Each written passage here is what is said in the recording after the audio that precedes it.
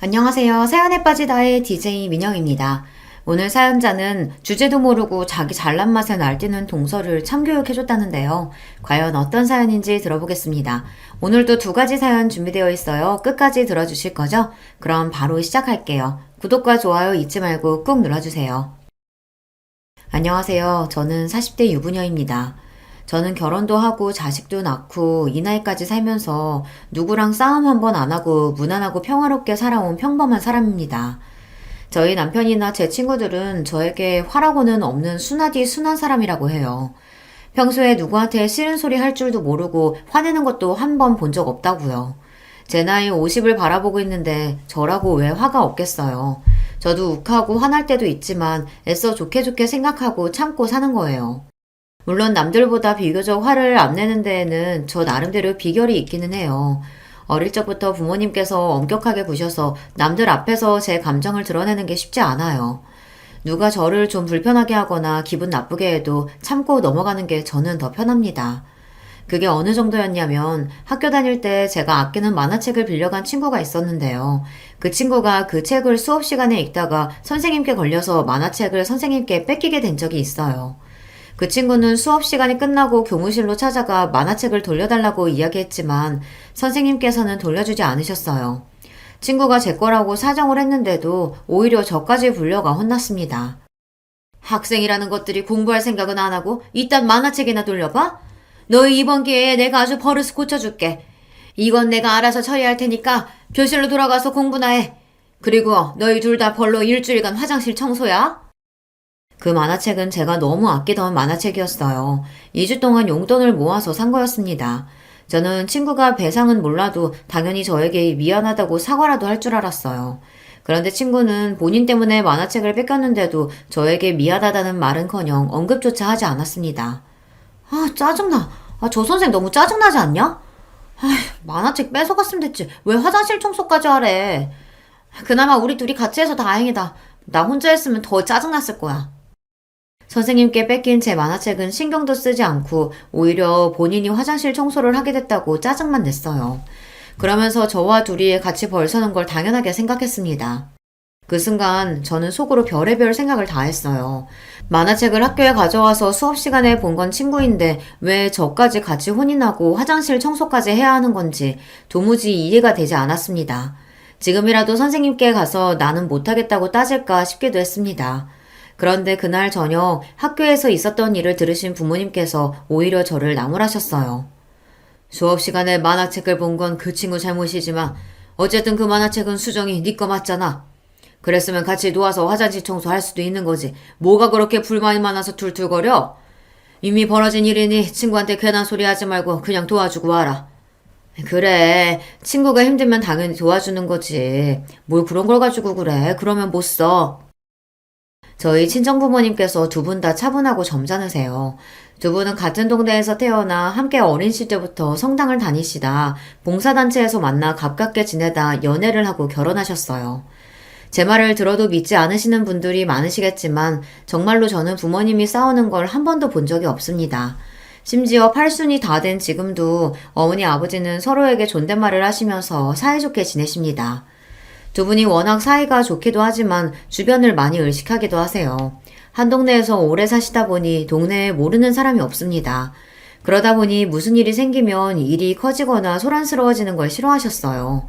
작은 일만 생겨도 동네에 소문이 금방 나니까요. 상당에서나 학교에서나 일이 생기면 내가 좀 손해를 보더라도 서로 웃으면서 좋게 좋게 해결해야 한다고 하셨어요. 처음엔 그런 부모님이 이해가 되지 않았습니다. 내가 굳이 손해를 보면서 왜 참아야 하는 건지 억울하기도 했어요. 하지만 저도 부모님과 함께 성당에 다니며 꾸준히 봉사활동을 하다 보니 어느새 저도 부모님을 닮아가며 참고 넘어가는 게 몸에 배더군요. 그렇지 않으면 알게 모르게 뒤에서 말이 나오기도 하고 괜한 구설에 오르기도 하니까요. 어려서부터 성당에서 사람들과 어울려서 지내는 게 익숙해지다 보니 대학이나 직장에서도 금방 적응했어요. 언제나 내 감정과 기분을 드러내기보다 숨기고 누구와도 잘 어울렸죠. 그런데 어디서든 잘 적응하고 지냈던 제가 최근 너무나도 힘든 일을 겪고 있습니다. 결혼하고 새로운 가족들과의 생활이 생각처럼 쉽지 않았어요.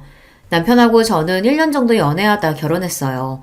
저는 외동딸이라 결혼할 사람은 형제도 좀 있고 식구가 북적거리면 좋겠다 싶었는데 남편 밑에 시동생이 먼저 결혼해서 조카까지 둘이나 있더라고요. 형제가 없는 저로서는 결혼과 동시에 시동생과 동서 그리고 조카가 둘이나 생긴다고 하니 너무 좋았습니다. 꼭 밥을 안 먹어도 배부른 느낌이었어요. 그런데 제가 잘못 생각해도 한참을 잘못 생각했더군요. 시댁 식구를 가족이라고 생각하는 건 저만의 착각이었어요. 남편의 동생이면 저에게도 동생이고 같은 며느리면 자매지간처럼 지낼 수 있겠다 싶었는데 시동생도 동서도 저를 썩 좋아하지 않는 것 같더라고요. 남편과 결혼하고 첫 명절에 시댁에서 만났는데 그날 딱 느꼈어요. 시동생과 동서가 저를 별로 좋아하지 않는다는 걸 말이죠. 형수는 애가 생긴 것도 아닌데 결혼하자마자 직장을 그만두시면 어떡해요. 앞으로 애도 낳아 키우려면 돈은 훨씬 더 많이 드는데. 제가 결혼식을 올렸던 때 나이가 30대 중반이었어요. 늦은 나이에 한 결혼이다 보니 저와 남편은 아이를 가는 데에만 집중하고 싶었습니다. 그래서 고민 끝에 직장도 그만두고 몸을 만드는 데 집중하기로 한 거예요. 결혼 전 산정검사를 받았는데 제가 워낙 자국이 약한 데다가 갑상선에도 작은 문제가 있어서 먼저 휴식을 취하며 몸을 만들어놔야 임신 준비도 할 수 있다고 해서요. 시댁 식구들 앞에서 괜한 이야기 늘어놓으면 괜히 걱정들 하실 것 같아 그냥 잠깐 직장을 좀 쉬고 있다고 말한 것뿐인데 시동생이 저를 보자마자 직장을 다니지 않는다는 걸 가지고 꼬투리를 잡더라고요. 그 순간 저는 적잖이 당황했습니다. 아무리 하고 싶은 말이 있어도 예의를 지키고 속마음을 감추는 저희 친정과는 전혀 분위기가 달랐어요. 네 형수 나이도 있고 건강도 좋지 않아서 조금 쉬기로 한 것뿐이야. 네가 신경 쓸 문제 아니야. 제가 당황해서 우물쭈물하고 있으니 남편이 나서서 이야기를 하긴 했지만 시동생은 여전히 이해가 되지 않는다는 듯한 표정이었어요. 형이 아직 결혼한 지 얼마 안 돼서 뭘 몰라서 그래. 살아봐라. 혼자 벌어서 가장 노릇하는 게 어디 쉬운 일인지. 맞아요. 저희 부부는 둘 다 대기업 다니는데도 애 둘 키우니까 매달 허덕인다니까요. 아직 애가 없다고 해도 아주버님 월급이 빤한데 앞으로 어찌 쉬려고 그래요? 근데 형님도 참 형님이네요. 아무리 아주버님이 그만두라고 해도 그렇지 그걸 바로 그만둬요? 요즘 남편들이 일하는 아내 좋아해요. 아무리 결혼을 빨리 했어도 그렇지 엄연히 저나 남편이 윗사람인데 동서나 시동생이나 말을 가려서 할 줄을 모르더군요. 동서와 이야기를 나누다 보면 그 말투가 얼마나 쌀쌀맞은지 마치 취조당하는 것 같았어요. 저랑 애들 아빠는 대학 졸업하자마자 결혼해서 아버님께서 신혼살림도 제대로 안아주셨는데 형님네는 신혼집부터가 아파트네요? 설마 아버님이 해주신 건 아니죠? 순간 저는 놀라서 눈이 휘둥그레 정도로 동서의 말에 놀랐습니다. 만난 지 얼마 되지 않아 아직 서로 잘 알지도 못하는 사이인데 아파트가 어쩌고 신혼집이 어쩌고 하는 말을 아무렇지도 않게 하더니만 쌀쌀맞게 사람을 쏘아보더라고요. 동서가 뭘 좀 오해하는 것 같은데 아파트는 동서 아주버님이 최근에 청약에 당첨돼서 들어가게 된 거야. 아버님이 해주신 거 아니야. 아무리 청약 됐다고 해도 요즘 아파트값 장난 아닌데 그 큰 돈을 어디서 나셨어요? 아주버님 월급 해봐야 빤하고 형님도 직장도 안 다니시잖아요. 동서는 사람이 무안할 정도로 집요하게 꼬치꼬치 물었어요. 있는 돈에 대출 좀 받았지 뭐. 우리도 앞으로 열심히 갚으면서 살아야 돼. 동서에게 이런 이야기까지 시시콜콜 해야 하나 싶었지만 이렇게라도 이야기해야 동서가 더는 묻지 않을 것 같아 대충 둘러댔습니다. 그럼 형님 말은 아버님 어머님이 따로 도와주신 건 정말 없다는 거죠? 그 말 믿어도 되는 거죠? 어머님이 장남이라고 아주버님만 매일 싸고 도시니까 도대체 믿을 수가 있어야죠. 에이 아니야 동서. 우리 결혼 준비할 때부터 시부모님 도움 받은 거 하나도 없어.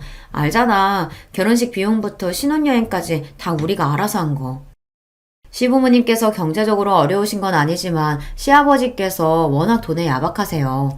남편이랑 시동생이 대학을 졸업한 순간부터 모든 지원을 딱 끊고 알아서 살라고 하셨다더라고요. 시동생이 사고를 치고 동서랑 시댁에 들어가 살 때에도 직장도 없는 두 사람한테 꼬박꼬박 월세를 받으셨답니다.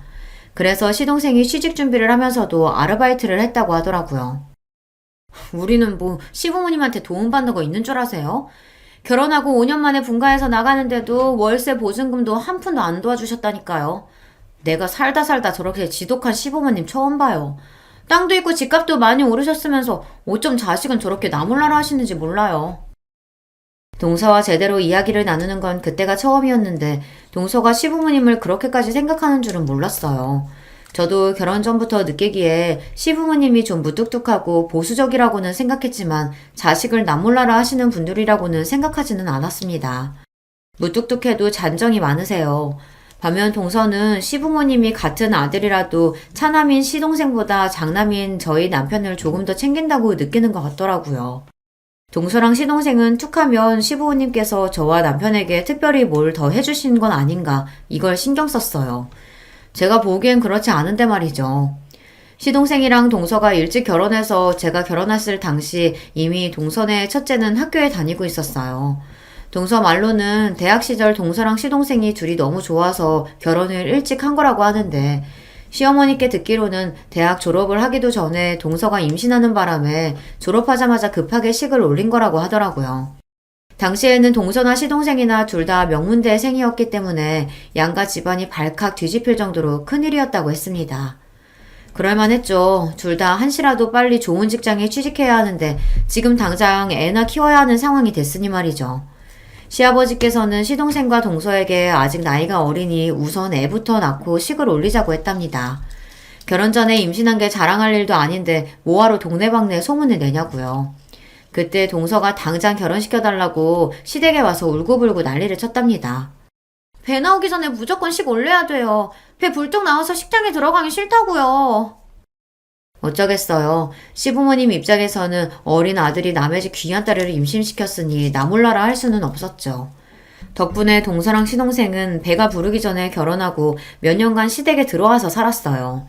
동서는 시댁에서 살았을 때도 매일같이 시집살이를 했다고 툴툴거렸지만 그래도 시어머니께서 동서네 애들을 봐주신 덕분에 시동생이랑 동서가 둘 다 대기업에 입사했어요.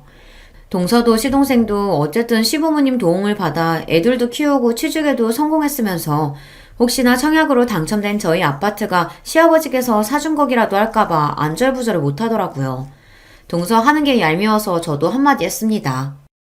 동서 힘든 거 모르는 건 아닌데 그렇게 말을 하면 안 되지. 동서 결혼하고 몇 년 동안 시댁에 신세지면서 어머니가 애들도 다 키워주셨잖아. 그것만 해도 얼마나 많이 도와주신 거야. 형님이 애가 없어서 모르시나 본데 애 키우면서 공부하고 취직하는 게 보통 일이 아니에요. 아버님, 어머님이 능력이 있어서 생활비 주시는 것도 아닌데 당연히 키워주셔야죠. 동서는 명문대를 나와 대기업 다니는 사람이 생각이 짧아도 너무 짧더군요. 시부모님이 봉도 아니고 애도 키워주고 생활비까지 줘야 한답니까?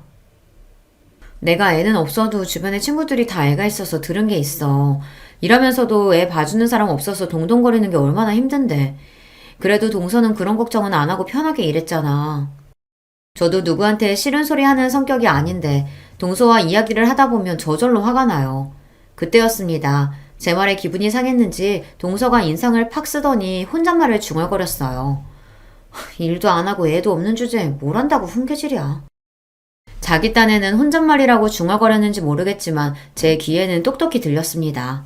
저는 동서의 말에 기가 차서 미간이 절로 구겨졌어요. 저는 곧바로 동서에게 뭐라고 한 거냐고 따져 물었습니다. 기분이 너무 나빠서요. 그런데 그때였어요. 방에 있던 시동생이 나오다가 제가 하는 말을 듣고 놀라서 다가왔습니다. 형수님, 지금 영민 엄마한테 소리 지르시는 거예요? 왜요? 왜 소리 지르시는 건데요? 시동생이 원래 성격이 좀 급하고 욱해요. 덩치도 크고요. 시부모님 앞에서도 별거 아닌 일에도 언성을 높이기도 하고 화도 잘 냅니다.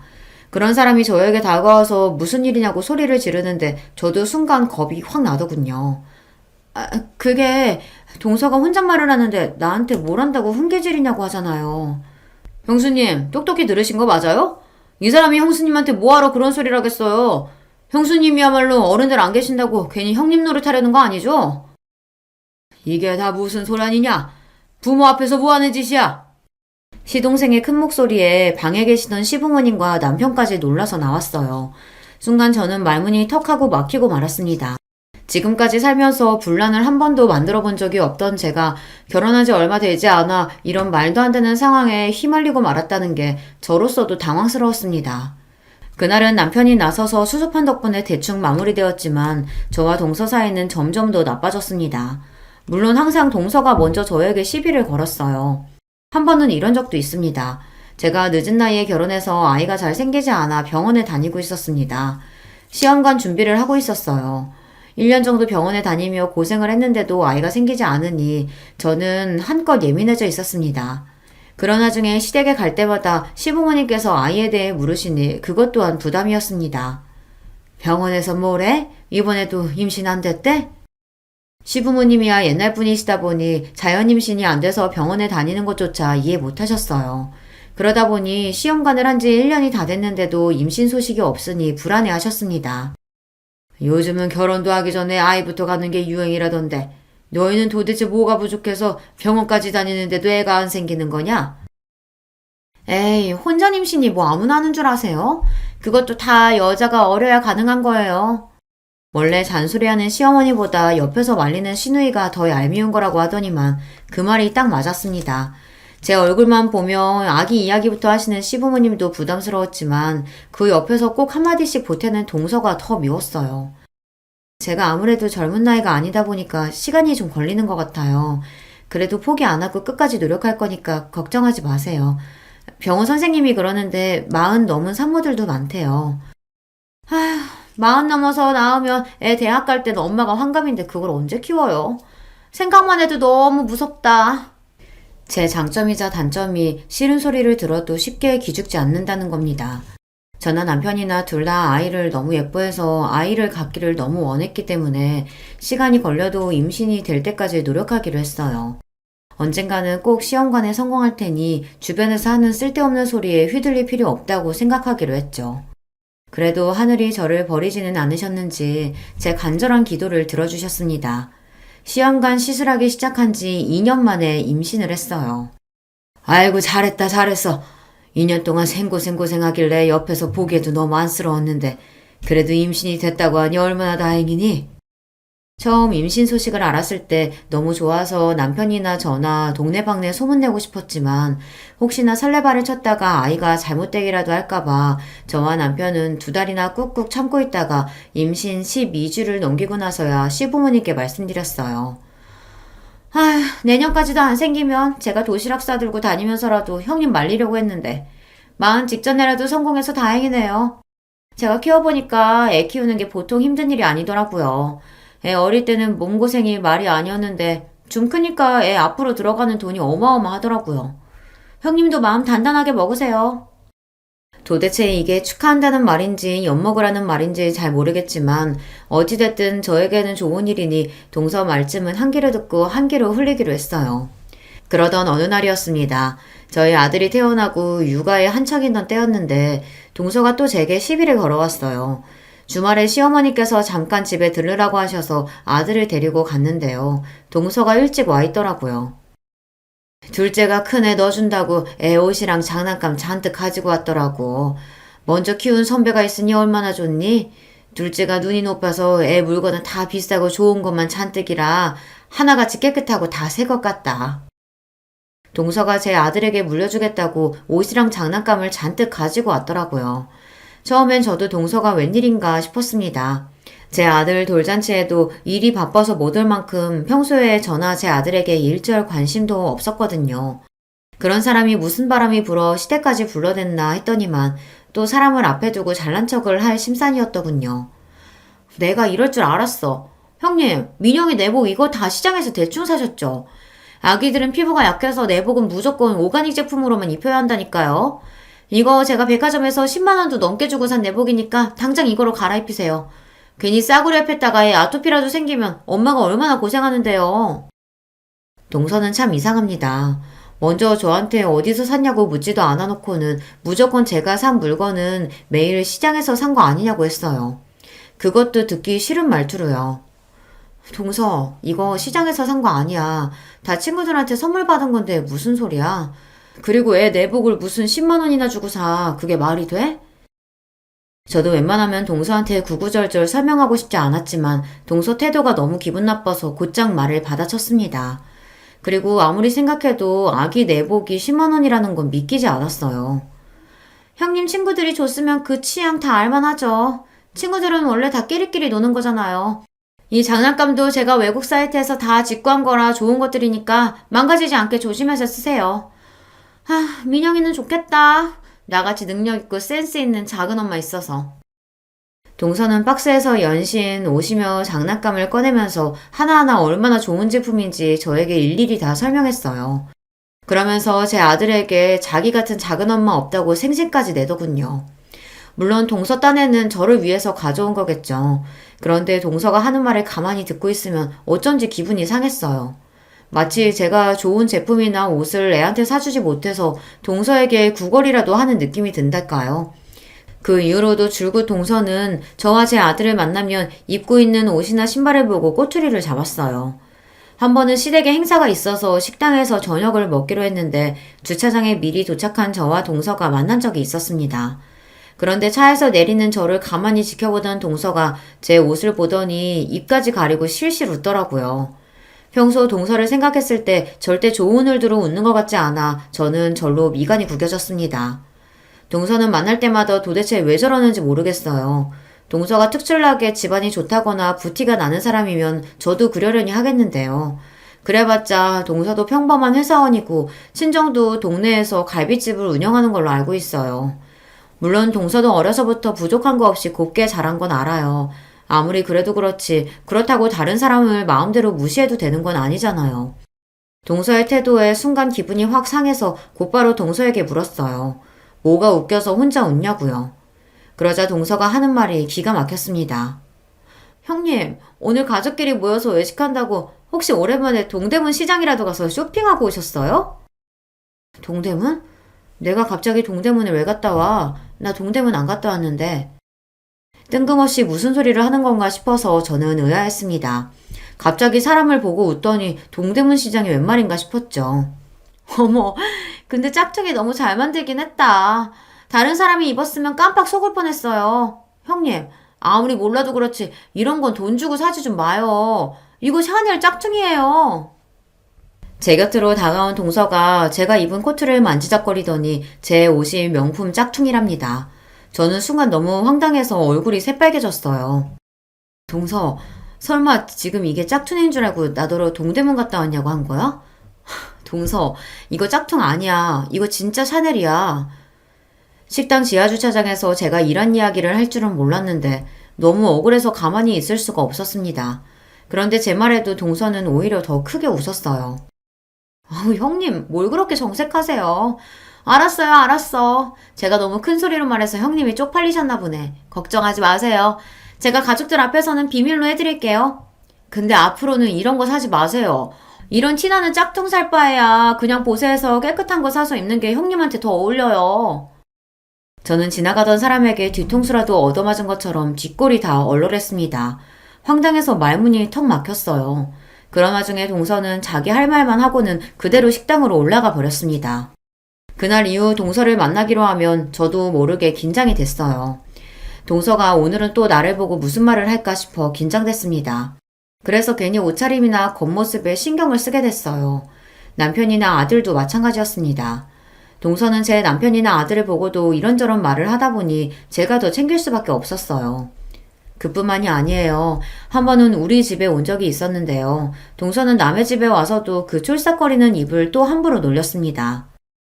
역시 대단지 아파트가 좋기는 좋다. 지은 지 얼마 안 된 집이라 그런지 단지 안에 공원도 있고 헬스장도 있고 애들 유치원에 학교까지 너무 잘 돼 있어서 멀리 갈 필요도 없겠어. 둘째 너희들도 맨날 놀러만 다니지 말고 빨리 돈 좀 모아서 아파트 사. 언제까지 애 둘 데리고 그 작은 빌라에서 살 거야? 발단은 시아버지께서 우리 집을 보고 좋다고 한마디 한 데서 시작됐습니다. 시아버지께서 대단지 아파트인 우리 집이 좋다고 칭찬하면서 동서네랑 비교하자 동서가 기분이 상했는지 눈빛이 확 변하더라고요. 에이, 듣자하니 아주버님들도 다 대출이다던데요, 뭐.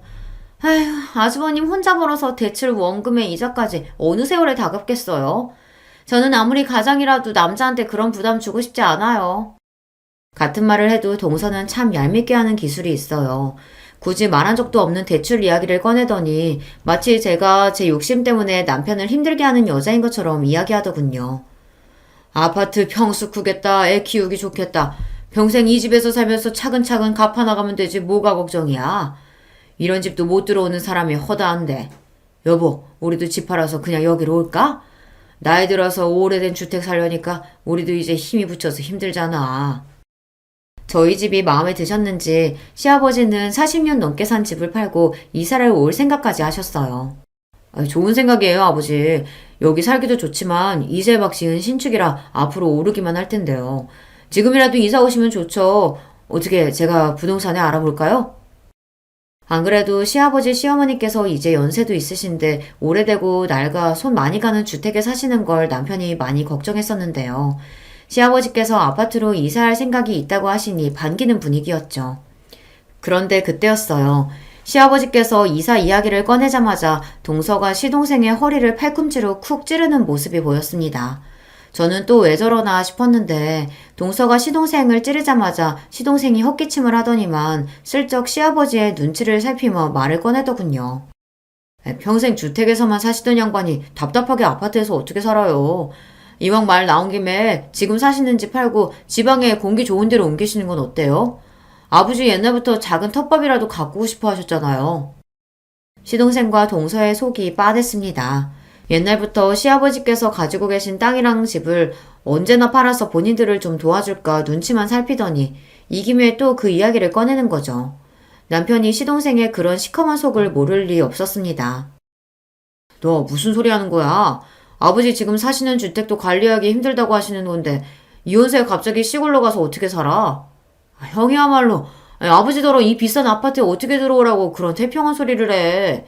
그 오래된 주택 팔아봐야 얼마 되지도 않을 텐데. 아버지, 애들도 시골에 놀러 가고 싶다고 하더라고요. 아버지랑 어머니랑 시골에 터 잡고 사시면 애들도 농촌 체험하고 좋잖아요.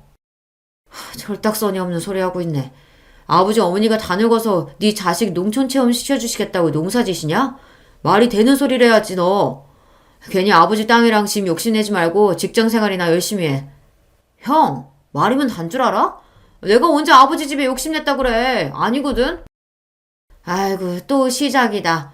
너희들은 장가가고 자식까지 낳았으면서도 아직도 싸우냐? 그만 좀 해. 이 자식이 자꾸만 철없는 소리 하니까 그렇죠. 내가 철이 없긴 뭐가 없냐? 형이야말로 내 앞에서 잘난 척 좀 그만해. 그래봤자 내가 형보다 대학도 좋은 대학 나오고 연봉도 훨씬 높거든? 명문대 나와서 연봉만 높으면 뭐래. 매일 삽질만 하느라 돈도 못 모으고 아직도 월세 사는 주제에. 저는 이대로 두면 안 될 것 같아 남편을 말렸습니다. 시부모님도 계신데 그만하라고요. 뭐야 형? 지금 말 다 했어? 그만하지 못해? 이 녀석들이 만나기만 하면 으르렁대지. 내 말 잘 들어. 나는 네 엄마 죽을 때까지 내 땅이든 집이든 너희한테 한 푼도 줄 생각 없다. 그러니까 그런 줄 알고 쓸데없는 소리 하지 마. 평소 남편은 시동생을 한심하게 생각해요. 시동생이나 동서나 둘 다 대기업을 다닌 지 꽤 오래됐으니 연봉도 높을 텐데 돈을 잘 못 모으는 것 같더라고요. 저나 남편의 선입견인지는 모르겠지만 어찌됐든 대한민국에 사는 한 집이 중요하잖아요. 더군다나 애도 둘이나 있으면 빨리 좋은 집을 살 생각부터 해야 하는데 굳이 목동 옆에 살겠다고 비싼 월세 내면서 살고 있더라고요. 거기다가 동서랑 시동생은 매년 해외여행을 다니면서 차도 3, 4년에 한 번씩 바꿔요. 심지어 시동생과 동서 둘 다 한 대씩 차를 가지고 있습니다. 물론 가정마다 사는 방향이 다르다지만 저도 동서와 시동생이 이해되지 않기는 매한가지예요. 동서를 볼 때마다 느끼는 거지만 제 기준에서는 동서가 좀 과하게 보일 때가 있거든요. 남편이나 시부모님 앞에서 티를 내지는 않지만 동서나 시동생이나 조카들까지 겉으로 걸치고 있는 것만 언뜻 보아도 돈 몇백이 우스워요. 거기다가 동서가 애들 교육에도 관심이 많아서 목동 바로 옆 동네에 사는데 애들 사교육비만 한 달에 몇백씩 들어간다고 하더라고요. 동서는 시부모님을 만날 때마다 그런 이야기를 은근슬쩍 했어요. 어머님, 아버님 죄송해요. 애들 공부시키는데 워낙 돈이 많이 들어가다 보니까 애들 아빠가 힘들어서 그러는 거예요. 아버님도 아시잖아요. 우리 애들이 다들 머리도 좋고 똑똑한 거요. 잘하는 걸 안 시킬 수도 없고 참 부모 마음이 속상해요. 가만 보면 동서는 시동생과 달리 참 여우입니다. 시동생은 머리 굴릴지 모르고 항상 자기 성격대로 지르는데 동서는 잔머리를 잘 굴려요. 시부모님이 어느 대목에서 마음을 쓰시는지 알고 있었죠. 그래, 애들 한참 크는데 돈 들어갈 때 많지. 내가 너희 시아버지한테 말 잘해볼 테니까 걱정하지 마라. 시아버지께서는 당신이 돌아가시기 전까진 절대 자식들에게 한 푼도 물려주지 않겠다고 하셨지만 시어머니는 달라요. 자식들 고생하는 게 싫어서 어떻게든 시아버지를 설득해 자식들을 도와주려고 하셨죠. 그런 점을 모를 리 없는 동서가 항상 시어머니를 구워 삶아 학원비 같은 걸 도움받는 것 같더라고요. 그러던 어느 날이었습니다. 며칠 뒤 시어머니 생신이라 백화점에 들러 쇼핑하고 있었습니다. 그러던 중 생각지도 못했던 사람을 만났어요. 하필이면 명품관에서 동서를 딱 마주하고 만 거예요.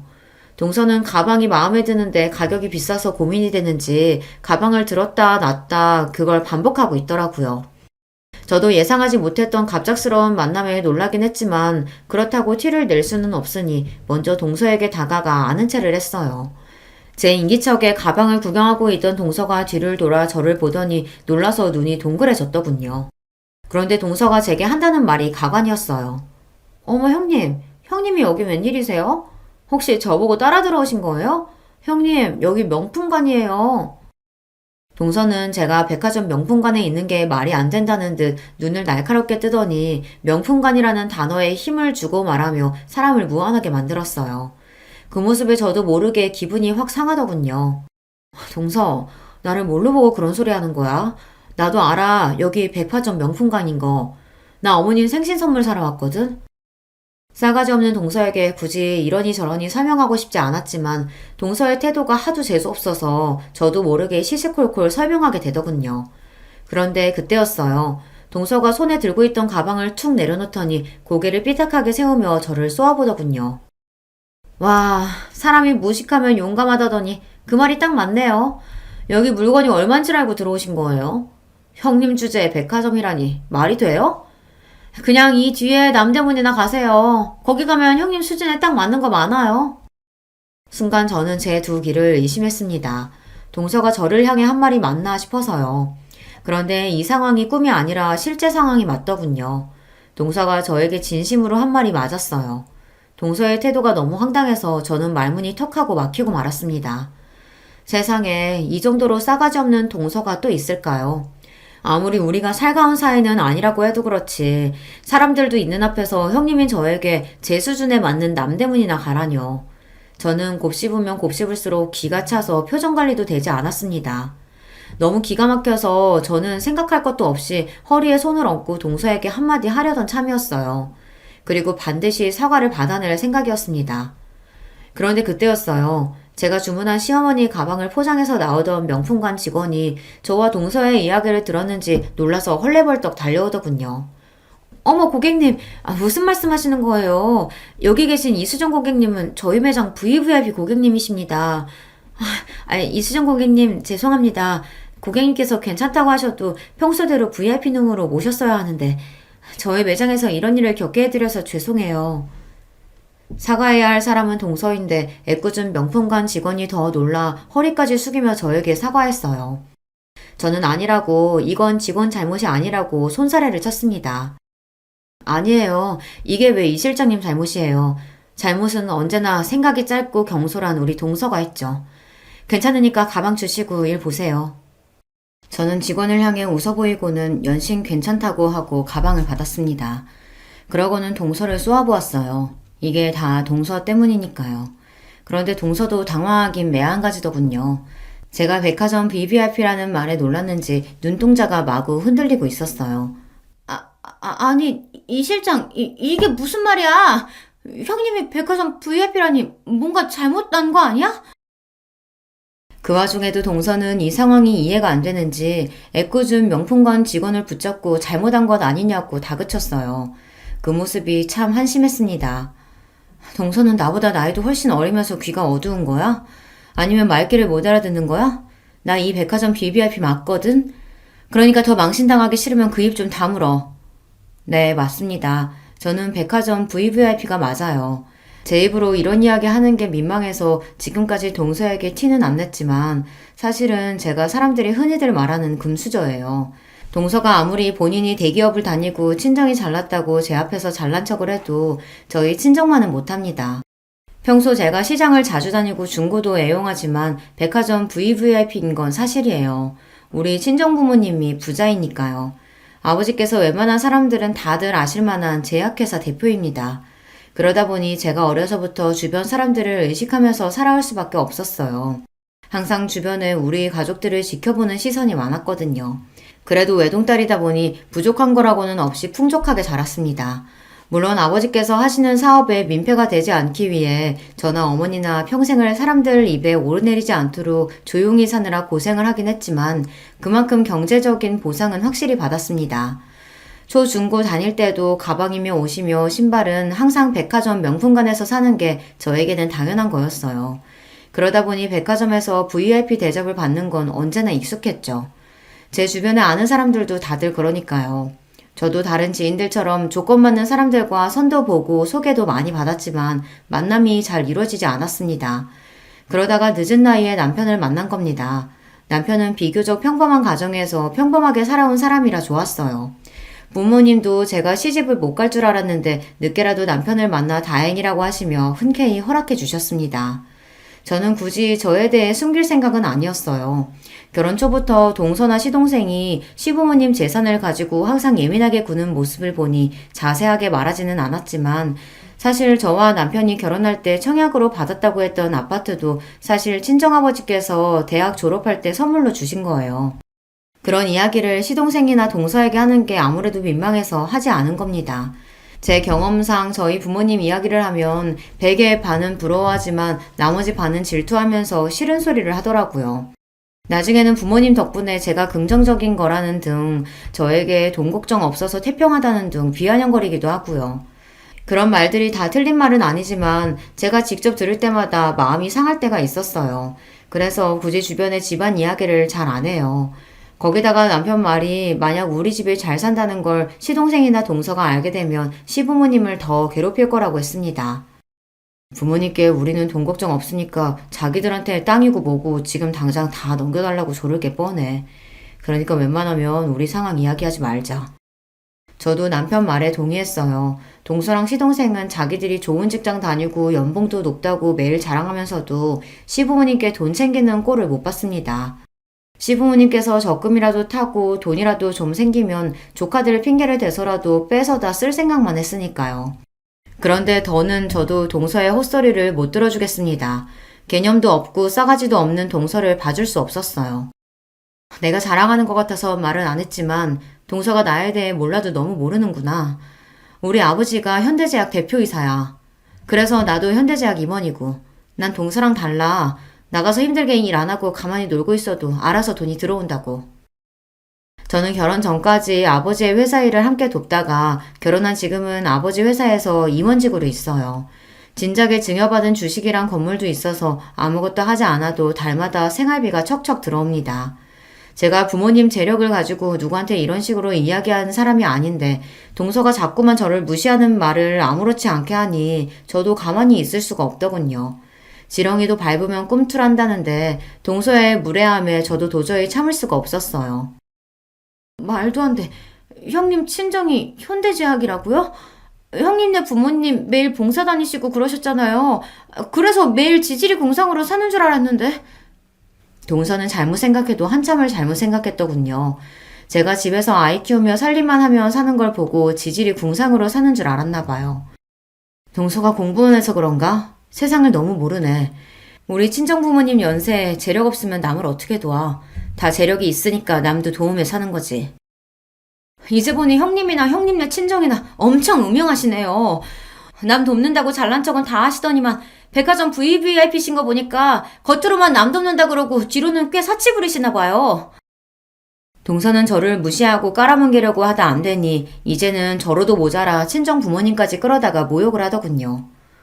동서가 뭔데 우리 부모님까지 끌어다 막말을 해? 동서가 무슨 말을 해도 동서는 일개 회사원이고 나는 백화점 VVIP라는 사실은 안 변해. 그러니까 이제 그만 나한테 사과해. 동서는 하나만 알고 둘은 모르더군요. 제가 백화점 VVIP인 게 질투가 나면서도 어떻게든 그 점을 가지고 사람을 몰아붙이려고 사치스러운 거로 몰아가더군요. 저도 가만히 받아줄 생각은 없었습니다. 동서의 무지함과 몰상식함을 받아주는 건 이제 끝이거든요. 사과는 무슨... 제가 뭘 잘못했다고 형님한테 사과를 해요. 저 잘못한 거 없어요. 제가 전과는 다르게 행동하니 동서도 많이 당황했는지 잘못한 거 없다고 소리를 지르면서도 혼자 손을 부들부들 떨면서 어쩔 줄 몰라 했습니다. 어떻게든 나를 이겨보겠다고 입에 개거품을 물고 이야기하는데 소용없었죠. 동서가 나한테 잘못한 게 없어? 좋아. 난 무슨 일이 있어도 동서한테 사과를 받아야겠어. 그 순간 재수없는 동서의 얼굴 뒤로 조금 전까지 동서가 만지작거리고 있었던 가방이 눈에 들어오더군요. 저는 이거다 싶었습니다.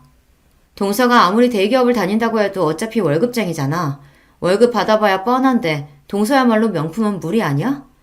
이왕 온 거 동서가 아까부터 계속 주무르던 가방 내가 저거 사줄게. 대신 지금 당장 나한테 사과해. 말하면서도 저도 반신반의했습니다. 평소 제 앞에서 똑똑한 척이란 똑똑한 척은 다 하던 동서가 명품 가방 하나 갖겠다고 자존심을 구기고 사과할까 싶어서요. 그런데 동서는 자존심이란 없는 사람이었습니다. 명품 가방을 사주겠다는 말에 곧바로 얼굴에 미소가 번지더군요. 형님, 진짜예요? 제가 사과만 하면 저 가방 사주실 거예요? 그러더니 제 말이 진짜냐고 확인까지 했습니다. 그 순간 기가 차서 웃음이 다 튀어나오더군요. 저는 사실이라고 사과만 하면 저 가방을 이 자리에서 바로 사주겠다고 했습니다. 그러자 동서는 고민도 안 하고 제 앞에 고개를 숙였어요. 형님, 죄송해요. 제가 이렇게 뭘 몰라요.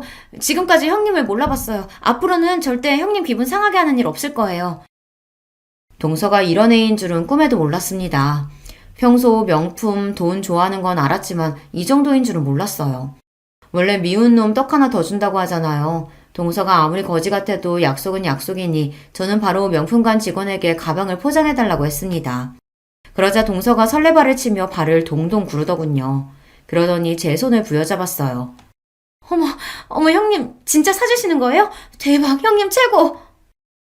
이렇게 쉽게 동서에게 사과를 받을 줄 알았으면 진작 사줄 걸 그랬습니다. 그리고 순간 차라리 이 김에 동서 길을 확 죽이자 싶더군요. 나 빈말하는 사람 아닌 거 몰라? 동서도 앞으로는 정신 좀 차리고 나한테 형님 대접 똑바로 해. 앞으로 어떻게 하는지 내가 똑똑히 지켜볼 거야. 어머 형님도 참 제가 뭘 어쨌다고. 저야 형님이 편하고 좋으니까 그랬던 거죠. 암튼 가방 너무 감사해요. 앞으로 제가 형님한테 진짜 잘할게요. 동서에게 이런 면이 있는 줄은 몰랐습니다. 제가 별 볼 일 없어 보일 때는 본인이 대기업쯤 다닌다고 얼마나 잘난 척을 했는지 몰라요. 거기다가 사람을 면전에서 마음대로 무시하더니만 명품 가방 하나에 눈웃음을 살살 치더군요. 이왕 이렇게 된 거 저는 차라리 잘 됐다 싶었습니다. 제가 아무리 미워해도 동서와 제가 동서지간이라는 사실은 변하지 않으니 이 기회에 동서를 확 휘어잡아서 제 마음대로 주무를 수 있을 것 같았어요. 그날 이후 동서와 저와의 관계는 180도 달라졌습니다. 명품 가방도 가방이지만 저희 친정이 빵빵하다는 걸 알고 나서는 동서가 일절 저를 무시하거나 막말을 하지 않았어요. 오히려 제가 한마디 하거나 싫은 소리를 해도 실실 웃어 넘기더군요. 이번 어머니 생신에는 동서가 미역국 끓여오기로 한 거 안 까먹었지? 어머니는 고기 말고 굴러온 거 좋아하시니까 꼭 굴러와서 준비해.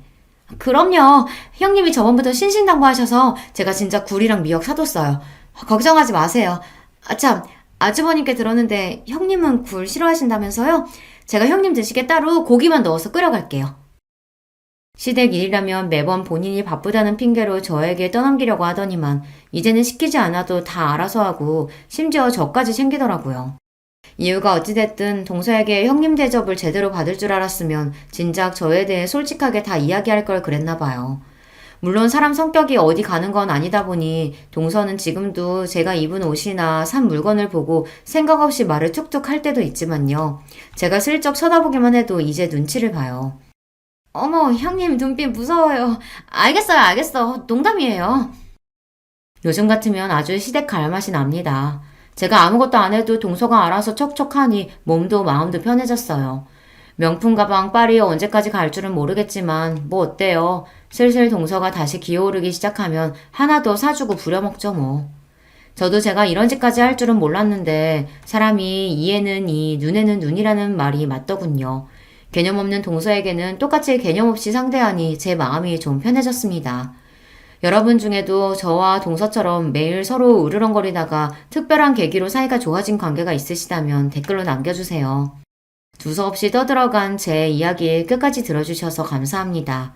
여러분의 가정에는 언제나 즐거운 일만 가득하시길 바랄게요. 제 나이는 86년생. 올해 새로 적용한 나이로는 딱 37이 되었네요.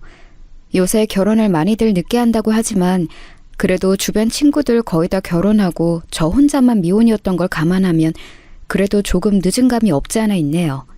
물론 거기에는 이유가 있었습니다. 저는 어릴 적부터 공부벌레로 자랐습니다.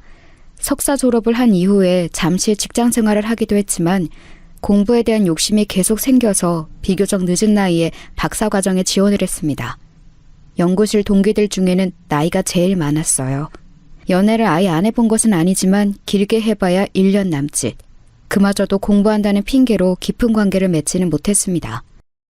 그러다가 같이 박사과정을 준비하던 2살 연하의 남편을 만나 힘들었던 시기를 함께 이겨내며 정을 쌓았고 결국엔 그것이 부부의 연으로까지 이어지게 되었습니다. 남편과 저는 서로 얼마나 죽고 못 살았는지 둘 다 아직 박사학위도 취득하지 못한 연구생 신분일 때 결혼을 하게 되었습니다. 주변에서는 한쪽이라도 경제적으로 안정되어 있을 때 결혼을 하는 것이 좋지 않겠냐며 우려의 목소리를 높였지만 저와 남편은 평생 함께 공부만 하면서 살 수 있으면 조금 가난해도 괜찮다는 주의였기에 과감히 결혼을 결심했습니다. 지금도 연구원에서 나오는 연구비로 근근히 생활을 하고 있지만 그것만 있어도 남편과 저는 얼마나 행복한지 모르겠습니다. 남편의 집안은 대대로 학자 집안이었습니다. 엄청 부유하다고 할 수는 없지만 시아버지가 오랫동안 대학 교수로 일을 하셨고 남편의 형 2명도 다 박사과정을 거쳐 대기업에 입사한 인재들이었죠. 막내 아들인 남편은 대학을 졸업하고 약간의 방황의 시간이 있었다고 해요.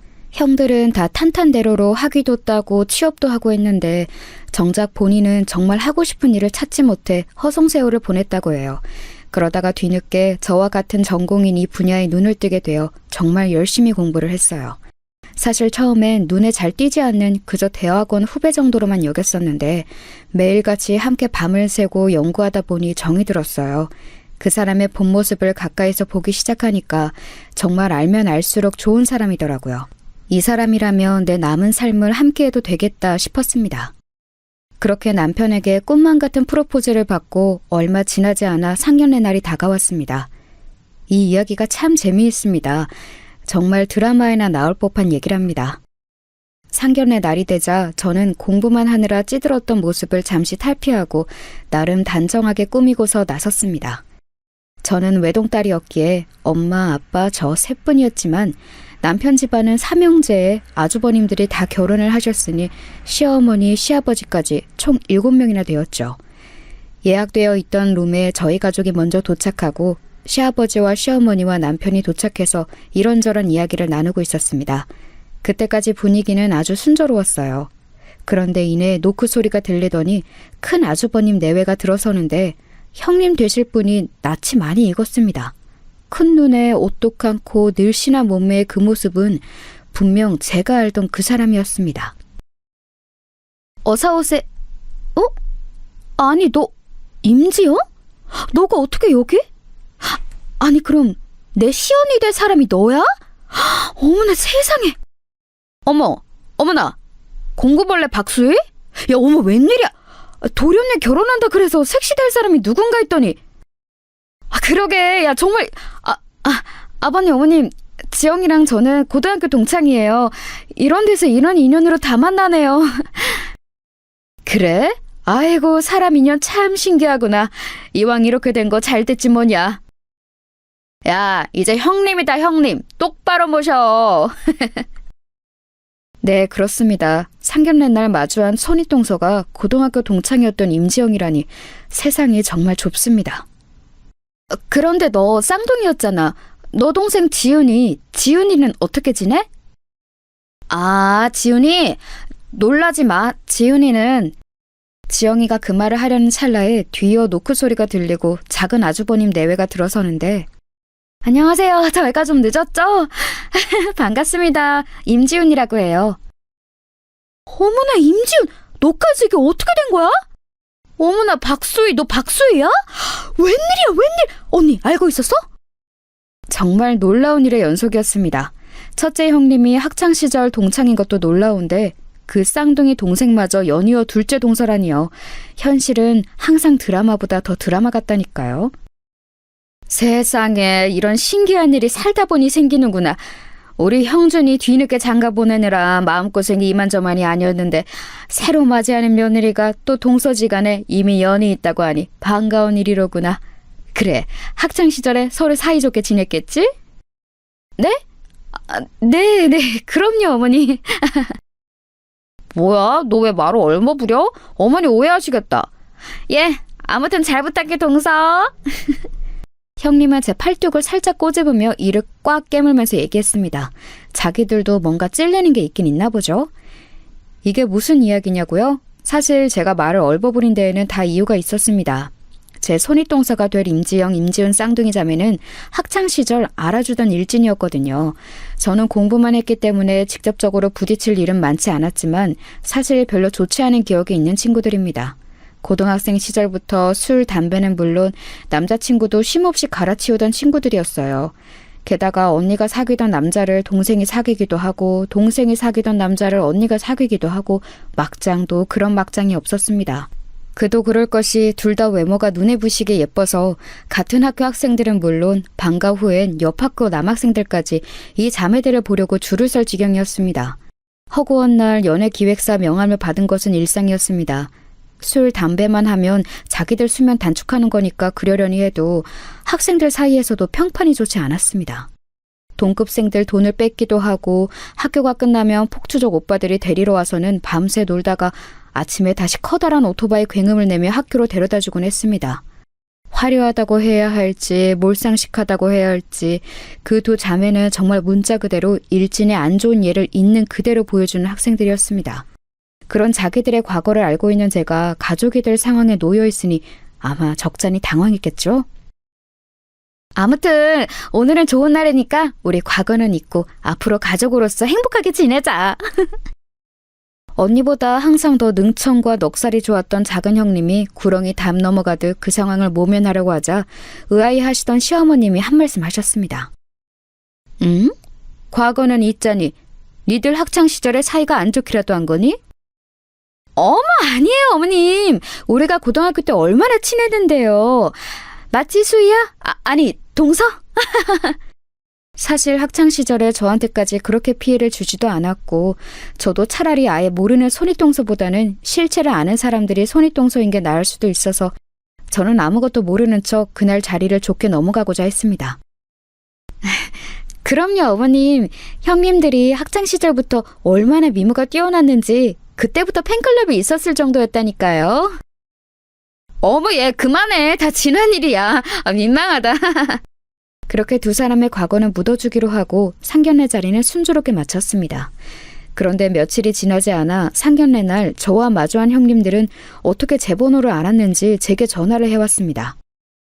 여보세요? 야, 수야, 나 지영이. 어? 너가 내 번호를 어떻게 알고? 남편한테 물어봤지. 할 얘기가 있어서. 할 얘기가 뭔데? 그게 너도 알다시피 우리는 서로의 학창시절 모습을 다 알고 있잖아. 그래서 남편이랑 시댁 식구들 앞에서는 그런 거 모른 척 좀 해달라고. 지훈이도 마찬가지고. 참나, 내가 뭐 폭로라도 할까봐? 니네가 언제 그런 거 무서워했니? 찔리는 거라도 있나 보지? 어머, 이 지집애 말하는 것 좀 봐. 야, 아무리 그래도 남편이랑 시부모님 알아서 뭐 좋은 얘기라고 굳이 앞서서 얘기할 거 없잖아. 우리 그래도 그 시절에 인연이 좀 있는데 좋게 넘어가자, 응? 그래 뭐. 나는 너만 나 안 건들면 나도 너 안 건드릴 거니까 걱정하지 마. 고마워, 동서. 우리 앞으로 한 가족인데 잘 지내봅시다. 학창시절 세상 무서울 것 없이 나대던 형님들도 무언가 거리끼는 게 있었는지 제게 전화를 해서 그렇게 입단속을 시도했습니다. 저는 그렇게 과거를 묻으려는 두 사람의 모습이 애처롭기도 하고 혹시 모를 비장의 폭로카드 하나 가지고 있어도 되겠다는 마음에 기꺼이 그들의 장단에 맞춰주었습니다. 그런데 항상 사람이 선의를 베푼다고 해서 그 선의가 똑같이 돌아오는 건 아니더라고요. 제 결혼식 날 찾아온 형님들의 못된 행동들 좀 한번 보세요. 상견례 후 얼마 지나지 않아 결혼식을 치렀는데 저와 남편 둘 다 아직 가난한 대학원생이라 결혼식에 큰돈을 들이고 싶지 않아서 제가 어릴 적부터 오래 다닌 조그만 교회 예배당을 빌려 간소하게 식을 올렸습니다. 그런데 형님들이 신부 대기실에 찾아와서는 처음엔 반갑게 인사하더군요. 어머 박수희, 너도 이렇게 꾸미니까 너무 예쁘다 얘. 결혼 축하해. 도련님이랑 행복하게 살아. 그래 고맙다. 아니 고마워요 형님들. 그런데 그렇게 신부 대기실을 나가면서 자기들끼리 얘기를 하는데 그게 다 들리는 줄도 모르고 신나게 떠들어댔습니다. 근데 두 사람 신혼집은 어디래? 말도 마 언니, 강북에 전셋집 산대. 뭐 전세? 그것도 강북? 아니 우리 집안 품격에 그게 말이 되는 얘기니? 대말이. 언니도 나도 강남 제일 아파트에 사는데 막내 동서가 강북 산다고 하면 어디 가서 쪽팔려서 어떻게 얘기하니? 아우 진짜. 그렇게 골빈 형님들의 대화가 고스란히 저와 신부 대기실에 있던 하객들에게서 들려서 정말 민망함을 감출 수 없었습니다. 그런 줄도 모르고 둘의 대화는 계속 이어졌습니다. 진짜 박수의 인생 불쌍해서 어떡하냐? 이 결혼식장 꼬라지도 봐봐. 이런 데서 무슨 결혼식을 하겠다고. 아휴, 능력 없는 도련님 만나서 후진 결혼식장에 강북 전셋집에. 아이고 불쌍한 우리 동서. 그만해. 언니 다 들리겠어. 쟤는 지 알아서 지 인생 살겠지. 우리는 계속해서 강남 제일 아파트에서 화려한 인생을 즐기자 언니. 저들이 그토록 찬양이 되는 강남 제일 아파트는 분양 당시부터 화제가 됐었던 대규모 단지의 전형적인 고급 아파트였습니다. 거기에다 강남이라는 네임밸류까지 붙었으니 학창 시절부터 머리에 허영만 가득했던 형님들의 콧대가 높을 수밖에 없었습니다. 사실 저는 조그만 결혼식장에서 결혼하는 것도 안 창피하고 강북 전셋집에 사는 것도 안 창피한데 저런 머리가 텅텅 빈 것들이 저희 동서라는 것이 너무나 창피했습니다. 그 자리에서 둘의 일진이었던 과거를 폭로하고 싶었지만 인생의 한 번뿐인 소중한 결혼식 날을 골빈 손윗동서들 때문에 망치고 싶지 않아 그냥 좋게 넘어갔습니다. 정말 배은망덕하지 않나요? 저는 자기들 수치스러운 과거는 입도 뻥긋 안 하고 이날까지 왔는데 자기들은 새로 가족으로 맞이할 시동생을 저렇게까지 흉보다니요? 걱정해주는 척하지만 사실은 자기들 잘 사는 것을 과시하는 것뿐인 그들의 태도에 정말 화가 났습니다. 식이 끝나고 따로 찾아가 한마디 할까 했지만 일단은 참기로 했습니다. 그래도 그렇게 언짢았던 결혼식과는 상반되게 신혼생활은 행복하기 그지없었습니다. 남편과 밤새서 연구실에서 쪽잠을 자면서 하던 연구를 이제는 집이라는 한 공간에서 같이 할 수도 있고 남편도 저도 너무나 사랑하는 분야의 공부를 할 수 있다는 것만으로도 행복한데 그걸 사랑하는 사람과 함께 평생을 할 수 있다는 사실이 너무 행복했습니다. 그렇게 둘만 붙어서 사는 결혼 생활이면 영원히 행복할 수 있을 텐데 아직 대한민국의 결혼 생활은 그럴 수만은 없나 봅니다. 바로 명절이라는 큰 이슈가 기다리고 있었기 때문이죠. 결혼을 하고 몇 달이 지났을 무렵 추석이 다가왔는데요. 이때까지 명절 때 시부모님 댁과 두 아주버님 댁에서 번갈아 가며 모임을 했었다고 하네요. 이번 차례는 큰 아주버님 댁이었습니다. 저는 정말 가기 싫었습니다. 그 잘난 강남 제일 아파트로 우리를 불러들여 또 얼마나 자기네가 잘 사는지 거들먹거릴 게 뻔히 보였거든요. 자기들 사는 걸로 거들먹거리는 것까지야 좋다 이거예요. 그런데 왜 아무 부족함 없이 잘 살고 있는 저희 부부까지 걸고 넘어지면서 무시하냐는 말이죠. 그나마 가족들이 다 서울 살아서 명절 당일에만 저녁 식사를 한다고 해서 하루만 참고 견디자 하는 생각으로 버티기로 했습니다.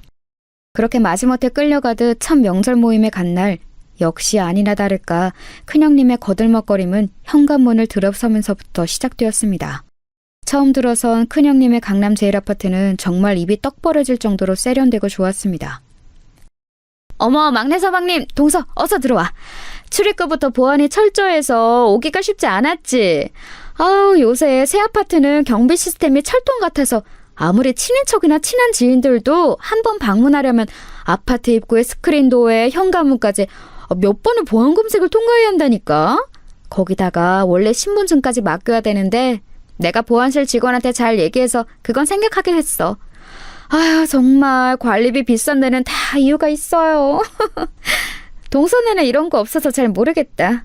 큰형님은 역시나 지들 집 자랑에서만 그치지 않고 저희를 무시하는 발언도 곁들였습니다. 정말 좋은 데 사시네요. 그런데 저희는 둘만 살고 딱히 뭐 훔쳐갈 것도 없어서 이렇게까지 필요가 없어요.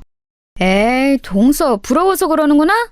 부러우면 그냥 부럽다고 해. 우리 사이에 쪽팔릴 게 뭐가 있다고. 서방님도 얼른 박사 따고 돈 벌어서 좋은 집으로 이사 가야죠. 우리 수희 서방님 아내이기 이전에 제 친구라고요.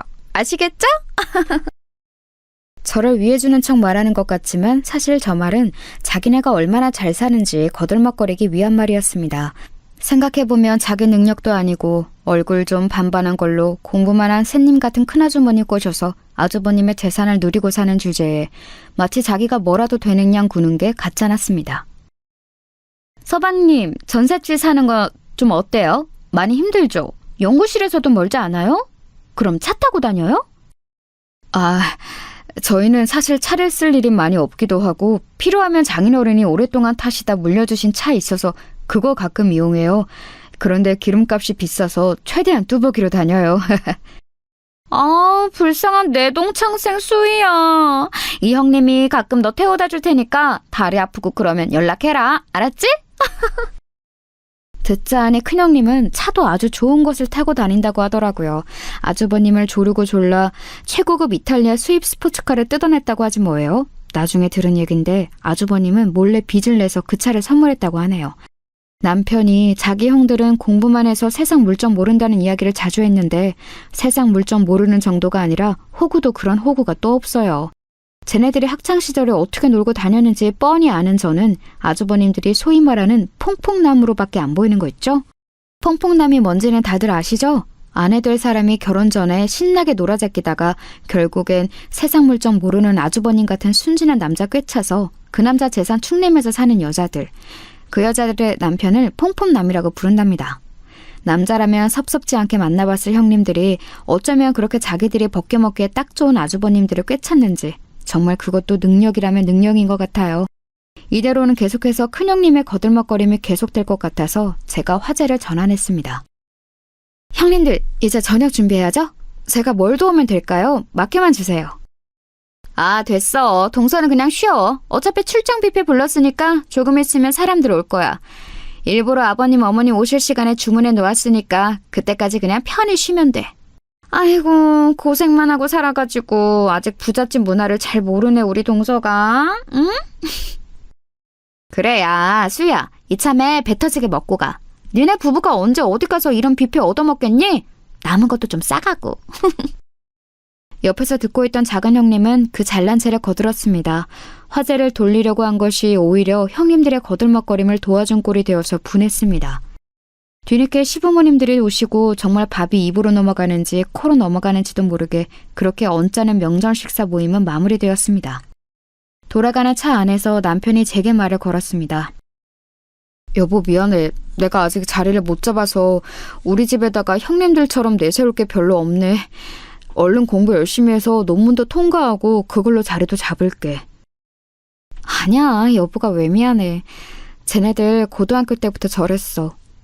솔직히 너무 언짢긴 하지만 나는 여보랑 나랑 둘이 알콩달콩 살고 있는 지금 생활에 만족해. 그렇게 말해줘서 고마워, 여보. 여보가 형수님들 조금만 더 이해해줘. 우리 형들 장가도 영영 못 갈 것처럼 매력이라고는 없던 그 새님 형들이 장가 간다고 쌍둥이 색시를 동시에 데려왔을 때 엄마가 얼마나 기뻐하셨는지 몰라. 형수님들이 철없이 굴긴 해도 부모님한테는 싹싹하게 잘하니까 당신한테 좀 거들먹거려도 너구를 넘어가 주라. 알겠어. 그런데 자꾸 선을 넘으면 나도 참지는 않을 거야. 근데 여보, 아주버님들이 동시에 어머님께 형님들을 인사시켰다고? 애초에 아주버님들은 어떻게 형님들을 만난 거야? 그거는 다음에 기회 되면 이야기해줄게. 뭐야, 뭔데 궁금한 게 그래. 얼른 얘기해줘. 어떻게 만났는지가 뭐가 중요해. 그나저나 형수님들은 학창시절에 어떤 학생들이었어? 뭐야, 내가 먼저 물어봤잖아. 먼저 얘기해주면 나도 얘기해줄게. 여보가 먼저 얘기해주면 나도 얘기해줄게. 참나. 됐어. 얘기해주지 마. 나도 안 할래. 순진한 아주머님들이 일진 생 양아치였던 형님들을 어떻게 만났는지 무척 궁금했지만 저도 얘네가 일진이었던 과거는 마지막까지 비장의 카드로 가지고 있고 싶어서 더는 물어보지 않았습니다. 사실 그게 밝혀진다고 해도 눈 하나 깜짝 안 할 아이들이지만 그래도 갈등 상황이 생길 때 시댁은 모르는 형님들의 비밀 하나 가지고 있다는 것이 꽤나 큰 위로를 주었거든요. 지금부터 살살 거슬리는 게 확 폭로해버리고 싶지만 저는 시기를 좀 두고 보기로 했습니다.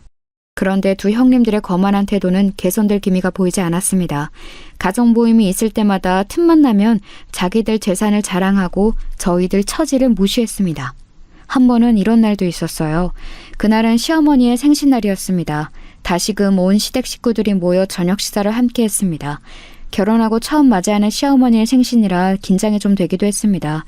그 자리에서 각자가 준비한 선물을 어머니께 드리는데 큰형님은 명품백, 작은 형님은 해외여행 티켓을 준비하더군요. 그러면서 어찌나 또 생색을 내는지 정말 가관이더군요. 어머님, 올해도 저희가 특별한 선물로 준비했어요. 부디 이쁜 가방 메고 해외여행 즐겁게 다녀오세요. 저희가 이거 준비하느라고 몇 달을 밥을 굶었는지 몰라요. 맞아요, 어머님. 이거 준비하려고 몇 달간 아버님 용돈도 확 깎았다니깐요. 근데 동서는 뭐 준비했어? 저는 어머님, 이거... 형님들의 화려한 생신 선물 사이로 제가 건넨 것은 핸드폰 가죽 케이스였습니다. 친한 친구가 가죽 공방을 해서 그 친구의 도움을 받아 친구와 함께 직접 만든 것이었습니다. 어머님, 요새는 지갑을 잘 안 들고 다니고 핸드폰 케이스 뒤에 이렇게 카드 몇 장 넣고 다니는 게 유행이래요. 어머님 편하게 다니시라고 직접 만들어봤어요. 아이고 고맙다 아가. 어쩜 이렇게 솜씨가 좋누? 안 그래도 할미가 되니까 지갑 들고 다니기가 어찌나 무거운지. 이참에 휴대폰 하나만 들고 다니면 되니 잘 됐지 뭐냐. 고맙다 정말. 시어머니는 형님들의 화려한 선물을 받으실 때와 똑같이 기뻐하시고 좋아하셨습니다. 그렇게 훈훈하게 선물 전달이 마무리되려는데 역시나 형님들이 초를 쳤습니다. 이봐 동서, 고작 준비한 게 핸드폰 가죽 케이스야? 그것도 정품도 아니고 직접 만들었다고? 너무 성의 없다. 어머님 체면이 있는데 아무리 없이 살아도 그렇지. 이럴 거면 그냥 현금으로 드리지 그랬어. 그래 동서, 언니랑 나랑은 이 선물 준비하려고 몇 달을 돈을 열심히 모았는데 동서는 꼴랑 가죽 공방 가서 하루 동안 만들어온 가죽 케이스야? 아직 우리 집안 클래스를 잘 모르네 얘가. 다시금 이어지는 형님들의 비아냥과 조롱에 저는 화가 나서 말했습니다. 형님들, 그래요. 저희는 형님들만큼 형편이 넉넉지 않아서 비싼 선물은 준비 못했어요. 그래도 이 케이스 가죽 공방 15년 넘게 운영해온 친구 도움받아서 한 달 넘게 제작한 거예요. 가죽도 이태리 명품 브랜드에서 쓰는 가죽보다 훨씬 좋고 튼튼한 가죽이에요. 모르긴 몰라도 큰형님이 드는 그 명품 가방 가죽보다도 훨씬 품질이 좋을걸요? 어머?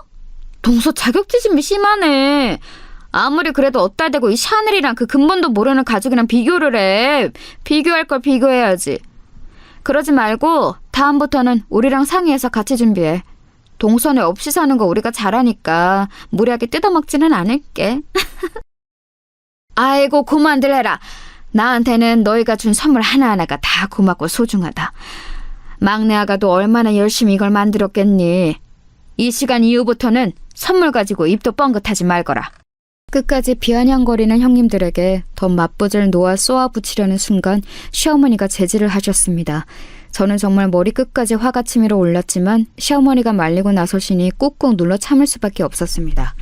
그렇게 추석과 시어머니의 생신으로 이어지는 가족 모임에서 계속해서 형님들의 불쾌한 언행들을 마주해야 하니 스트레스가 이만저만이 아니었습니다. 처음에는 고교 동창생들이 손윗동서인 게 더 나은 건가 싶었지만 겪어보니 그게 아니었습니다. 오히려 이것들은 동창생이라고 저를 더 쉽게 생각하고 더 무시하는 거 아니겠어요?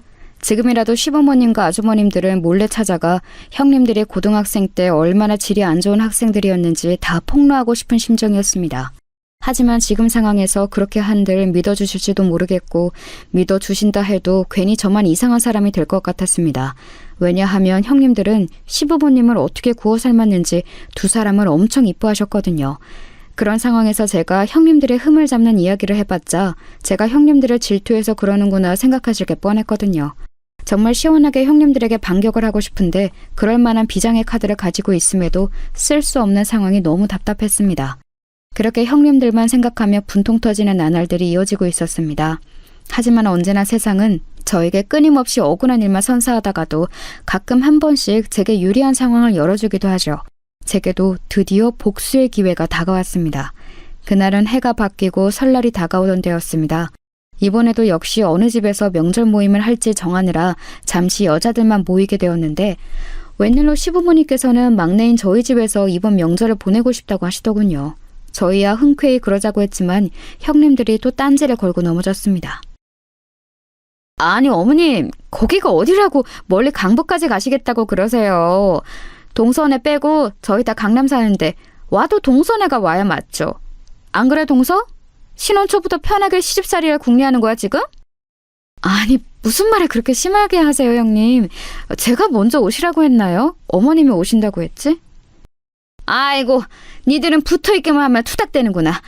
막내 아들 장가 보내고 공부하느라 바쁘다고 제대로 가보지도 못했는데 이번 기회에 다 같이 막내네 집에서 모이면 좋을 것 같아서 한 결정이니 그런 줄 알거라. 네 어머님, 그럼 어쩔 수 없죠. 한강 건너 올라간 지가 언제인지. 언니 그만 투덜대고 이번에는 그렇게 하자. 형님들은 저희 집에 오는 것이 무슨 누추하고 더러운 곳에 겨우겨우 오는 것 같은 태도를 보이는데 굉장히 언짢았습니다.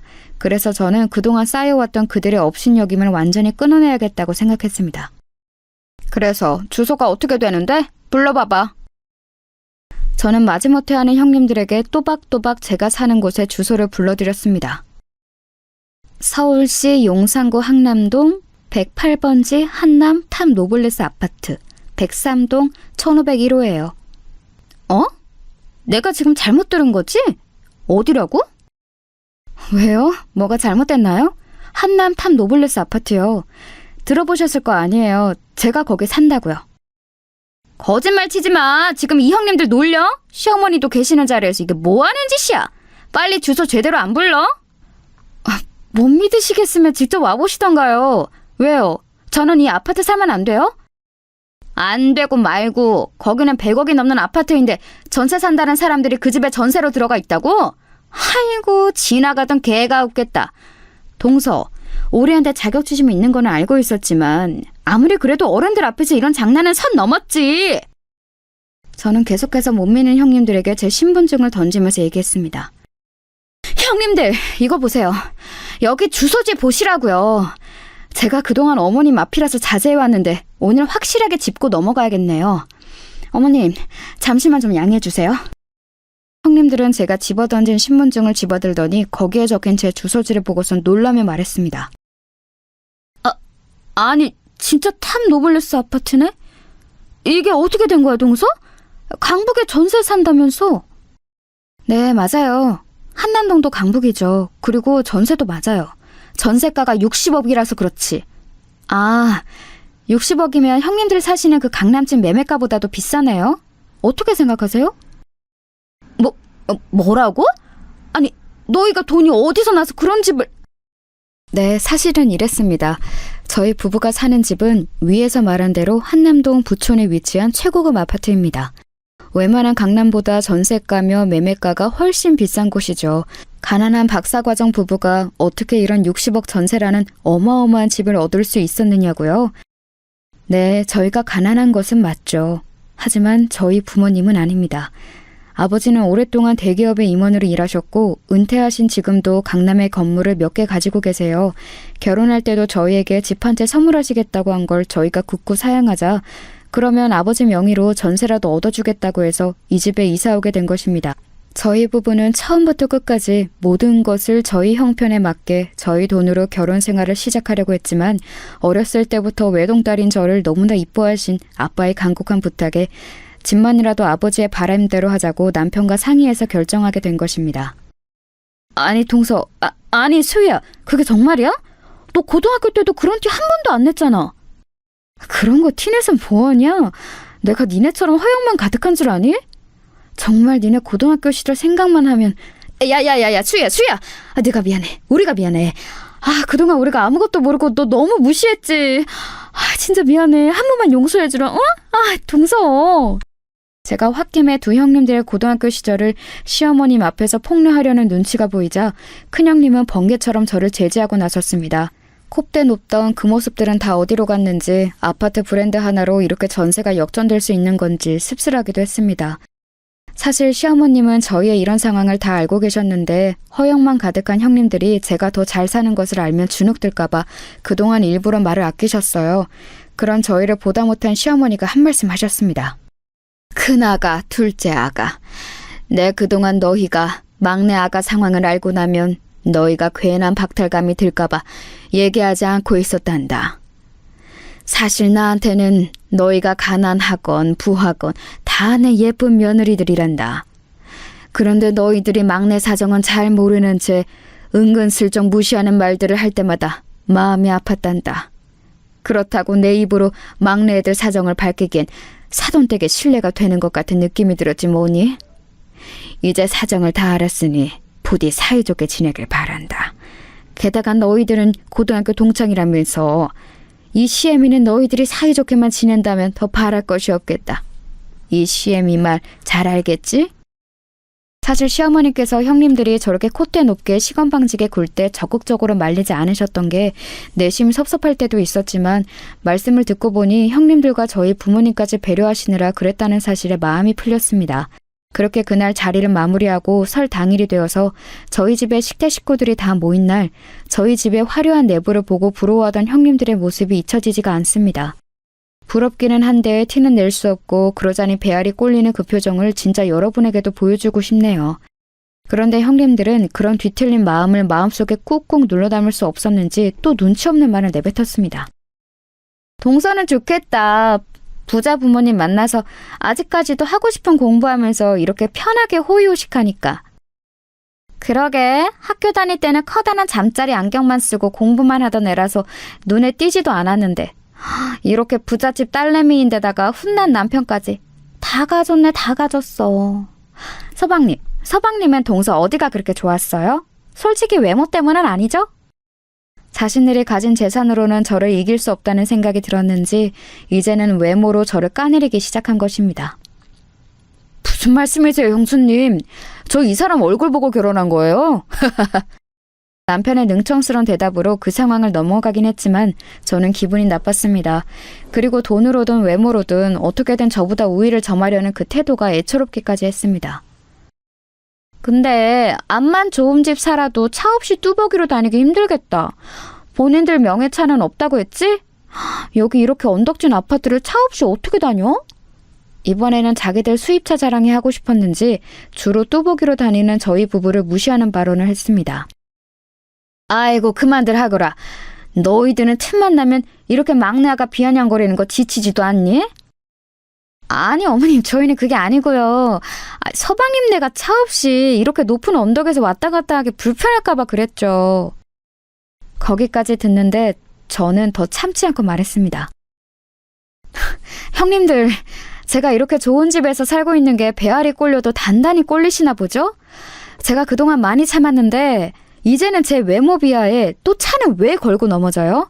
형님들 저보고 자격지심이라고 했죠? 그 자격지심은 형님들이 부리고 있네요. 진짜 가짜나서 정말. 뭐야? 너 지금 말 다 했어? 이게 어디 손이똥수한테 자격지심이 어쩌고 어째? 나 진짜 어이없어. 여보, 우리 그만 가자. 나 기분 다 잡쳤어. 그래 여보, 우리도 가자. 막내 동서 잘난 척하는 꼬라지 더 이상 못 보겠다. 그러더니 아주머님들을 이끌고 확 나가버리는 게 아니겠어요? 아이고 얘들아, 어디 가니? 얼른 다시 이리 오지 못해? 시어머니가 나서는 그들을 붙잡으려고 하는데도 형님들은 아랑곳하지 않고 자리를 떠버리더라고요. 어머님 냅두세요. 이번 명절은 우리끼리만 조촐하게 지내요. 이 기회에 형님들 저 비아냥거리는 버릇 싹 고쳐줘야겠어요. 아휴, 내가 며느리들 때문에 늙는다 늙어. 그렇게 설 명절은 며느리들의 기싸움으로 살벌하게 끝이 났습니다만 제가 거기서 계속 져주면 저희 부부를 넘어서서 저희 부모님까지 능욕을 할까봐 더 이상 참으면 안 되겠다 싶었습니다. 기회를 봐서 단단히 한번 혼을 내줘야겠다는 생각이 들었습니다. 그리고 그 기회는 그리 오래 지나지 않아서 찾아왔습니다. 해마다 한국은 장마철이 되면 엄청난 비가 쏟아지곤 하잖아요. 이번 여름도 어김없이 물폭탄이 쏟아진 거 다들 기억하고 계시죠? 그런데 강남 고가 아파트의 위상을 자랑하던 형님네 강남 제일 아파트 지하주차장이 죄다 침수가 되었다지 뭐예요? 큰형님이 자랑하던 그 이탈리아 스포츠카요. 당연히 그것도 침수가 되었죠. 큰 아주버님 차는 물론 같은 아파트에 살던 작은 아주버님네 차도 죄다 물에 잠겼대요. 아이고, 이를 어째! 내 자동차! 나중에 전해 듣기로는 큰형님은 그렇게 아주버님을 열심히 졸라서 산 스포츠카가 허무하게 물속에 잠기는 것을 보고서는 떠나가라 오열을 했다고 하네요. 이번 비 피해로 이렇게 재산의 피해를 입으신 분들을 생각하면 이런 마음 품어서 안 되지만 그래도 늘 저희 부부를 비아냥거리던 형님네가 그것도 마지막 남은 자존심이었던 그 이탈리아 수입 스포츠카마저 그렇게 허무하게 물속에 잠기는 것을 보니 통쾌한 마음은 감출 수가 없었습니다. 그렇게 자랑하던 강남 제일 아파트는 지하주차장 전체 침수라는 굴욕을 겪어야 했고 그렇게 콧대 높던 이탈리아 스포츠카는 그 침수 아래에서 허무하게 사라져간 것이지요. 이 아파트의 침수는 세간에서도 큰 화제가 되었고 결국에는 전국의 해당 아파트 브랜드는 정부에서 전수조사를 실시한다는 말까지 돌았습니다. 반면 지대가 높은 곳에 위치한 저희 집은 아무런 피해가 없었어요. 이번 기회에 형님들에게 할 말은 해야겠다는 생각에 형님들을 만나자고 했습니다. 아니, 이번에는 형님들이 아니라 고등학교 동창으로서 만나는 거였어요. 야, 임지영, 임지훈, 너네 나 좀 보자. 너네 어차피 지금 차도 없어서 뚜벅이로 다녀야지. 내가 차로 데려다 줄 테니까 잔말 말고 나와. 자신들이 자랑하던 모든 자존심이 무너진 두 사람은 저의 부름에 한마디도 대꾸 못하고 순순히 자리에 나오게 되었습니다. 형님들의 아파트 입구에 들어서자 지하주차장 입구는 침수 피해를 복구하기 위해 난리도 아니었습니다. 큰 트럭들이 와서 물을 퍼내는가 하며 그것마저 여의치 않자 많은 인부들이 바가지로 직접 물을 퍼내기도 했습니다. 다행히 지상층까지는 피해가 없었는지 형님들은 집안에서 발만 동동 구르다가 저를 만나러 내려온 것입니다. 제가 거의 도착하자 형님들한테 문자가 왔습니다. 우리 1층 내려왔어. 너 차 번호 뭐야? 1792야. 그거 보면 바로 타. 여기 복잡하니까 얼른 빠져나가게. 1791? 지금 저 세단에 타고 있는 게 너라고? 그랬습니다. 제가 타고 있는 차, 그러니까 아버지에게 물려받은 이 차는 큰형님의 이탈리아 수입차보다 훨씬 비싼 독일 수입 세단이었습니다. 뭐해? 얼른 안 타고?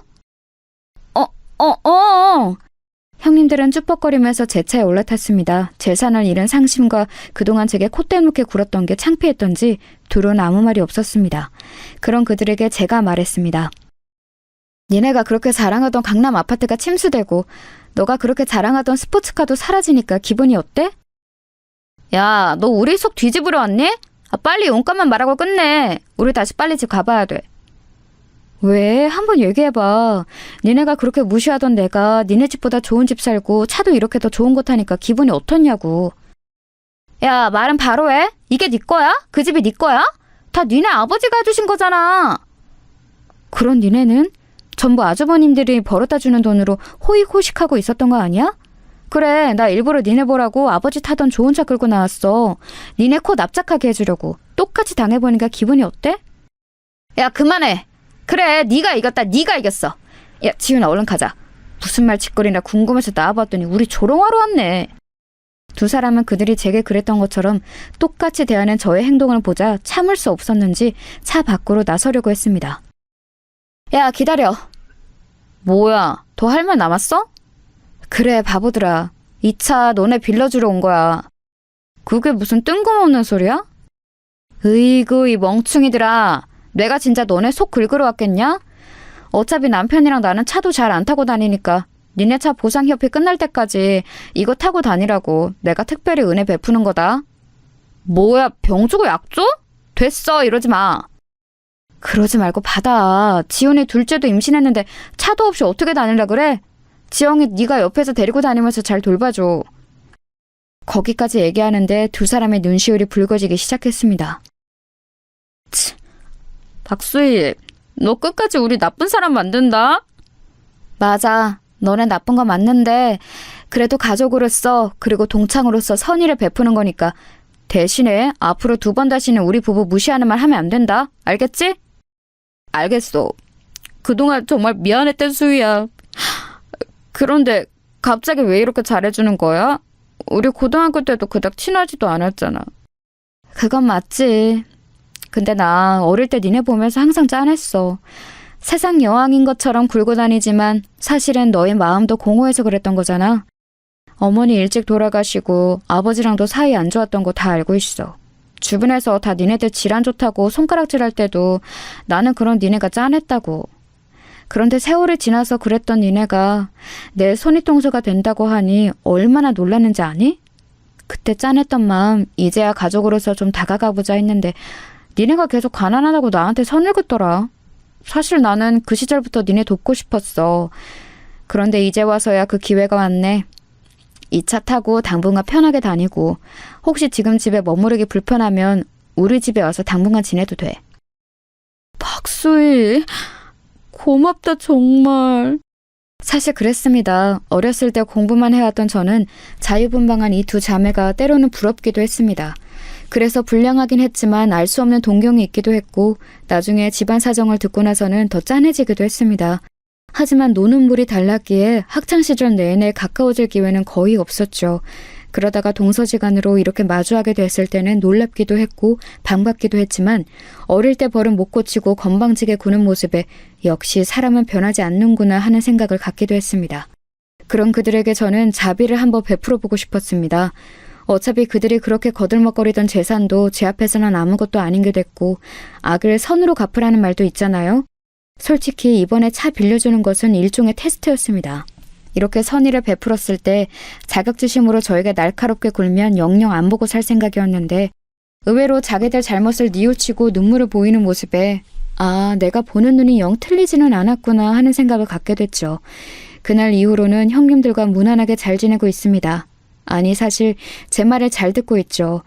막내 동서는 저인데 제가 맏언니가 된 것처럼 굴고 있습니다. 동서, 아니 수희야 오늘 뭐 해? 오늘 너희 연구실 놀러 가도 돼? 나 까막눈이나 다름없잖아. 박사님들 공부하는 데는 어떤지 구경하고 싶어. 수희야, 오늘 언니랑 근처 왔는데 점심 같이 할래? 너 좋아하는 수제버거집 가자.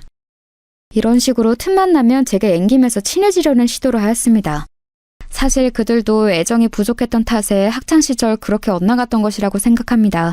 이렇게 먼저 마음을 열고 선의를 베푸니까 금세 강아지처럼 졸졸 쫓아다니는 것을 보면요. 이런 얘기로 마무리 지으려는 것은 아니었습니다만 아마 현재 방황하는 많은 청소년들도 마찬가지겠죠?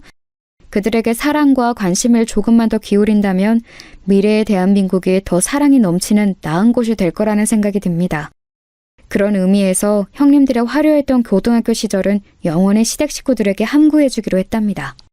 아, 그리고 남편이 미처 얘기 못해줬던 아주버님들과 형님들이 어떻게 만났는지 얘기 궁금하시죠? 형님들이 절대 얘기하지 말라 그랬는데 살짝만 얘기하면요.